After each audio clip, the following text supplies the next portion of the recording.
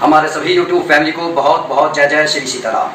देखिए, इस संसार में सबसे बड़ा दुख ये है कि आदमी अगर किसी चीज़ की इच्छा करे और वो उसको प्राप्त ना हो पाए। और इस संसार में ऐसा भी कुछ नहीं है कि जिसे पैसे से खरीदा ना जा सके। इसका मतलब अगर पैसे का अभाव है, इसका मतलब ये सबसे बड़े दुख का कारण है। क्योंकि अगर पैसा नहीं होगा और व्यक्ति रोगी हो गया तो वह डॉक्टर को दिखा नहीं सकता। अगर पैसा नहीं है तो बच्चे जो हायर स्टडी नहीं कर सकते। अगर पैसा नहीं है तो नाते रिश्तेदार भाव नहीं देते। अगर पैसा नहीं है तो आप अपने मन का ना पहन सकते हैं, ना ओढ़ सकते हैं, ना रह सकते हैं, ना ज़रूरत की चीज़ों को आप मतलब अफोर्ड कर सकते हैं। ये पूंजीवादी युग है। यहाँ पर भगवान की पूजा निस्वार्थ नहीं की जा रही। निस्वार्थ जो पूजा कर रहे हैं, जो निष्काम भाव से पूजा कर रहे हैं, उनके लिए जंगलों की कमी हो गई है। खैर, ये एक अलग टॉपिक है, अलग विषय है। लेकिन कहने का ये अर्थ है कि जो भी लोग आर्थिक तंगी से गुजर रहे हैं उनके लिए एक बहुत सुनहरा अवसर है जो गुप्त नवरात्रि में अपने सोए हुए भाग्य को चमका सकते हैं। क्योंकि आपने सुना भी होगा कि माता कभी कुमाता नहीं होती, बेटा कुपुत्र हो सकता है। तो ये उन्हीं माता रानी के दिन है, 10 महाविद्याओं का समय है। यहाँ पर एक बात खास तौर पर आप सुन लीजिएगा कि ये किसी तांत्रिक विधान, क्योंकि कई बार लोग ऐसा समझते हैं कि ये सिर्फ तांत्रिक क्रियाएं हैं और ये सिर्फ तांत्रिकों के लिए ही करी जाती हैं, लेकिन ऐसा नहीं है। और ये भी सत्यता है कि जो पूरे तांत्रिक विधान से किसी गृहस्थ को वो कार्य करना नहीं चाहिए, क्योंकि इससे उसका कुटुंब खतरे में पड़ जाता है। क्योंकि यहाँ पर लापरवाही, त्रुटि बर्दाश्त नहीं की जाती। क्योंकि नॉलेज एक ऐसे व्यक्ति को जो जिसका अपने आप पर कंट्रोल ही नहीं है, तो इसका मतलब ऐसे व्यक्ति को आपने नॉलेज दे दी तो वह नॉलेज का गलत इस्तेमाल करेगा, तो वो नॉलेज हमारे लिए ही अहितकर हो सकती है। इसलिए ऐसा प्रयास करना चाहिए कि वो काम करें जिससे हमारे को लाभ हो, हमारे कुटुंब को लाभ हो, मान सम्मान बढ़े, पद प्रतिष्ठा बढ़े और धन हमारे पास में बहुतायत में आए। किसी का अहित करने के लिए नहीं करना चाहिए। और एक और जरूरी बात कि जो गुप्त नवरात्रों में पूजा करते हैं, इसकी बात को, इसकी चर्चा किसी और से नहीं की जाती। ये बिल्कुल गुप्त रूप से किया जाता है। और इसके पीछे की एक ये कथा है कि शास्त्रों में बताया गया है कि एक बार एक स्त्री थी, उसका माता रानी में बहुत प्रेम था, वह उनकी बहुत पूजा करना चाहती थी। उसे पूर्ण विश्वास था कि इस संसार में अगर कहीं पर ठौर नहीं है तो वो माता रानी की शरण में चला जाए तो माता रानी उसका कल्याण कर देती है। लेकिन उसका पति दुर्व्यसनी था, वह उसको पूजा करने से रोकता था। इसलिए वह एक बार बड़ी क्षुब्ध होकर भृंगी ऋषि के आश्रम में गई और वहां पर अपनी व्यथा बताई कि मेरा माता रानी में असीम मतलब मेरी मोहब्बत है, उनके चरणों में मेरा प्रेम है, लेकिन मेरा पति पूजा नहीं करने देता, अब मैं क्या करूं। वो ऋषि उसकी इस बात को सुनकर बहुत आनंदित हुए और उन्होंने कहा डरने की कोई बात नहीं है।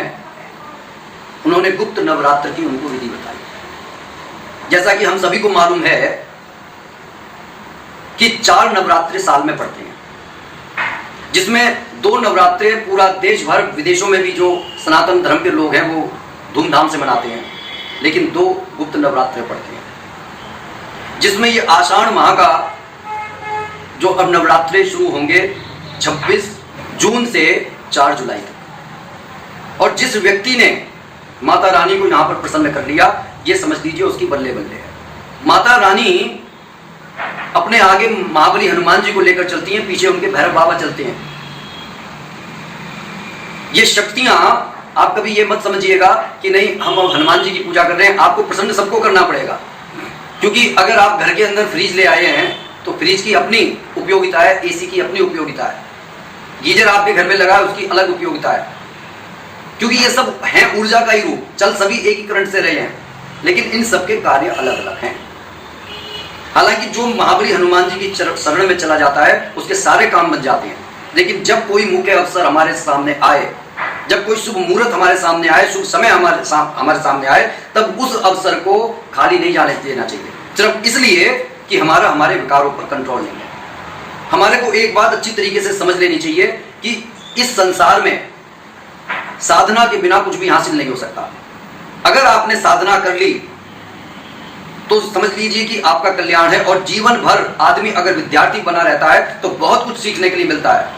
और जो ये समझ लेता है कि बस मैंने अब कर लिया, तो ये समझ लीजिए कि मन आपको कंट्रोल कर रहा है। क्योंकि कई बार हम ऐसे व्यतीत हो जाते हैं कि यार संसार की मोह माया में कि यार देखिए वो तो पार्टियों में जा रहा है, डे और नाइट मतलब हुड़दंग मचा रहा है, और एक हम सब पूजा पाठ में लगे हो। ऐसा विचार कभी मन में नहीं आना चाहिए। ऐसा विचार मन में आ रहा है यानी कि आपकी पूजा व्यर्थ हो गई है। खैर, हम अपने टॉपिक पर आते हैं कि जो लोग धन मतलब जो आर्थिक तंगी से गुजर रहे हैं, उनको करना यह है कि गुप्त नवरात्रि में, अच्छा पूजा का समय रात्रि में रहेगा, आप 9 से 1 बजे तक कर सकते हैं, 10 से 1 बजे तक भी कर सकते हैं। लेकिन जिस समय पर पहले दिन आप शुरुआत करेंगे उसी समय पर बैठना है। चाहे 10:10 पर बैठें, चाहे 10:30 पर बैठें, चाहे 11 बजे बैठें, लेकिन जिस समय पर आप बैठें उसी समय पर आपको 9 दिन तक बैठना है। आपको माता रानी के विग्रह के सामने घी का दिया जलाना है। एक चौकी पर आपको लाल कपड़ा इस तरीके से कलावे से बांध लेना है ताकि वह हिले ना। उस पर 3 जायफल रख लेने हैं और 1 गुलाब का फूल रख लेना है। एक लोटा पानी भरकर रख लेना है, उसमें जरा सा गंगा जल डाल दें, कलावा बांध दें और उसके ऊपर एक नारियल जो है रखें और उस नारियल में थोड़ी सी दूर्वा लगाकर लाल कपड़े से लपेटकर कलावे से बांधकर वहां पर आप कर दें। ये बजने वाला नारियल नहीं है, इसमें पानी नहीं होता। जटा वाला ये नारियल, इसमें पानी नहीं होता। वो नारियल आपको इस पर रखना है। पूजा के पश्चात आप माता रानी के मंदिर में जाकर इसे चढ़ा सकते हैं। अब आपको करना क्या है, इस नवरात्रि में माता रानी की पूजा के साथ में आप एक भैरव बाबा के नाम का दिया जलाएंगे। किस तरीके से जलाएंगे? जिस तरीके से माता रानी की तस्वीर होती है जिसमें माता रानी सिंह पर बैठी रहती है, तो सिंह के मुख की तरफ आप माता रानी का जो दिया है उसे प्रज्वलित करेंगे और जो सिंह की पूंछ की तरफ आप भैरवनाथ के जो है दिया प्रज्वलित करेंगे सरसों के तेल का। भैरव जी के नाम की प्रतिदिन 1 जलेबी अवश्य निकालें और सुबह उसे काले कुत्ते को खिला दें। माता रानी के नाम के मखाने की आप खीर बना सकते हैं या फिर अनार होता है, आप अनार चढ़ा सकते हैं, थोड़े से दाने आप अनार के चढ़ा दें। लेकिन जो भी आप भोग माता रानी को लगाएंगे वह पान के पत्ते पर आपको उन्हें देना होगा। सबसे अच्छा भोग ये होता है कि आपने बड़े मन से गाढ़ी गाढ़ी मखाने की खीर तैयार की और उस पत्ते पर परोसकर माता रानी के सामने रखी। भीमसेनी कपूर और 2 लौंग रखकर आपने खीर के ऊपर रखकर उसे प्रज्वलित कर दिया। ये माता रानी का परम प्रिय भोग है। अब आपको पूजा में क्या करना है? आपको पूजा में सिद्ध कुंजिका स्तोत्र का पाठ करना है। ये मैं उनके लिए बता रहा हूं जो आर्थिक तंगी से गुजर रहे हैं। अब सिद्ध कुंजिका स्तोत्र पढ़ने के बाद में आपको कनकधारा स्तोत्र के 7 पाठ पढ़ने हैं और पुनः सिद्ध कुंजिका स्तोत्र आप पढ़ लीजिए। सिद्ध कुंजिका का अर्थ है, क्योंकि पुराने जमाने में जब दानव मंत्रों का गलत इस्तेमाल करने लगे थे तो भगवान शिव ने उनको कील दिया था। इसलिए इन मंत्रों को, इन स्तुतियों को, इनका उत्कीलन करना पड़ता है। तो सिद्ध कुंजिका वो कुंजी है, वो चाबी है जो एक तरीके से उत्कीलन का काम करती है और जो ब्रह्मांड की जो ऊर्जा है, जो भगवान का आशीर्वाद हमारे तक पहुंचता है। ये आपका अच्छा। इसके बाद में आपने माता रानी की आरती कर ली। ये ना भूलें, गणेश भगवान का नाम लेना बिल्कुल ना भूलें। माता रानी की वो आपने आरती कर ली। आरती करने के बाद में आपका ये कार्य समाप्त हो गया। इसमें सबसे बड़ी जो बार बार बात बताई जाती है कि तामसिक चीजों से दूर रहे, ब्रह्मचर्य का पालन करें, जमीन पर सोएं और मन के अंदर कोई बुरा विचार ना आने दें, क्योंकि बुरा विचार आते के साथ ही आपकी पूजा खंडित होने लगती है। उसके बाद में उसका प्रभाव कम हो जाता है। 9वें दिन अच्छा, गुलाब का वो फूल आपको वहां जायफल से हटाना नहीं है। दूसरे दिन दूसरा फूल रख देना है, तीसरे दिन तीसरा। इस तरीके से जब 9 दिन हो जाएंगे तो 9 फूल वहां पर रखे हुए होंगे। पूजा आपको इसी तरीके से करनी है। पूजा के बाद में जो ये लाल कपड़े पर जो जायफल और गुलाब के फूल रखे हैं, इसे पोटली बनाकर आप तिजोरी में रख दें जहाँ पर आप धन रखते हैं। बाकी नारियल को आप माता रानी को चढ़ाकर आ जाएं और जल की छींटे मार लें और किसी पौधे में चढ़ा दें। अगर उस दिन 9वें दिन, अगर, क्योंकि ये कार्य आपको अगले दिन करना होगा माता रानी के मंदिर में जब आप जाएंगे, क्योंकि ये रात की पूजा है, सुबह की पूजा ये नहीं है। गुप्त नवरात्रि, नवरात्रि, रात्रि का मतलब माता रानी की रात्रि। अगले दिन आप जो है वो चढ़ाकर आएंगे और ऐसा कोई सामान नहीं है, लेकिन अगले दिन जाकर माता रानी के मंदिर में आप खीर का भोग लगाकर आ सकते हैं, बांट सकते हैं। अब ये तो हो गई आर्थिक तंगी से जो गुजर रहे हैं। दूसरा, आप अगर इतना झमेले में नहीं पड़ना चाहते, आपको ये भी झमेला लग रहा है, तो आप माता रानी के ओम दुम दुर्गाय मंत्र का जाप करें।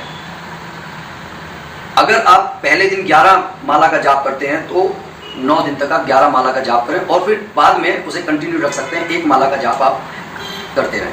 लेकिन माता रानी के मंत्र का जाप करने से पहले अगर आपने कोई गुरु मंत्र ले रखा है तो उसका जाप अवश्य करें। इससे आपके पास में नकारात्मक शक्तियां नहीं बढ़ती। अगर आपने कोई गुरु मंत्र नहीं ले रखा है तो आप भगवान शिव के जो है माला का एक जाप कर सकते हैं, ओम नमः शिवाय। गणेश भगवान की एक माला जरूर कर लें या 5 बार उनका नाम ले लें। इस तरीके से जो ओम दुम दुर्गाय नमः जो मंत्र है, जो उनका बीज मंत्र है, ये हमारे घर में सुख समृद्धि को बढ़ाता है, हमारे घर में जो ग्रह शांति को स्थायित्व प्रदान करता है। और बाकी जो पूजाएं हैं जैसे कि चंडी माता की पूजा है, क्योंकि ये इसमें बगलामुखी, तारा देवी और भैरव देवी, तो इन पूजाओं से आप बचें। आप सिर्फ माता रानी के अभय मुद्रा के स्वरूप की पूजा करें। अगर आपका मन ये है कि नहीं मैं और कुछ नहीं, मैं जैसे कनकधारा स्तोत्र नहीं पढ़ना चाह रही, सिद्ध कुंजी का नहीं पढ़ना चाह रही, तो आप दुर्गा सप्तशती का पाठ पढ़िए। दुर्गा सप्तशती के पाठ पढ़ने से भी आपको वो सब बेनिफिट मिलते हैं। लेकिन फिर वही बात कि पूरे श्रद्धा और विश्वास के साथ में जब ये कार्य किए जाते हैं तो इनका प्रतिफल अवश्य मिलता है। तो 26 तारीख से शुरू होने वाले इन गुप्त नवरात्रों को खाली मत जाने देना, क्योंकि जीवन में देखिए आदमी ये सोचता रहता है कि मैं कल को सही टाइम पर उठूंगा, परसों सही टाइम, वो सही टाइम कभी नहीं आता। उठना आपको ही है, क्योंकि आपका मन आपको कमजोर भी बना सकता है, आपको ताकतवर भी बना सकता है, लेकिन सबसे पहले मन बंधनों से मतलब पढ़ना नहीं चाहता। आपने कभी नोटिस किया होगा कि ये शरीर तो आपका है लेकिन चला मन रहा है। लेकिन अगर आपने मन को चलाना सीख लिया तो आप ये समझ लीजिए कि दुनिया में ऐसी कोई चीज नहीं है जिसे आप हासिल नहीं कर सकते। तो इस बार मन की मत चलने देना, आप मन पर अपना कंट्रोल कीजिए, मन पर अंकुश लगाइए। धीरे धीरे से जब अंकुश लगेगा तो आपके जीवन में भी ट्रांसफॉर्मेशन आएगा। साधना से पीछे मत हटिए, क्योंकि साधना के बिना जीवन में कुछ हासिल नहीं किया जा सकता। साधना नहीं है तो कुछ भी नहीं है। तो कैसी लगी ये वीडियो कमेंट करके जरूर बताइएगा। बोलिए जय जय श्री सीताराम।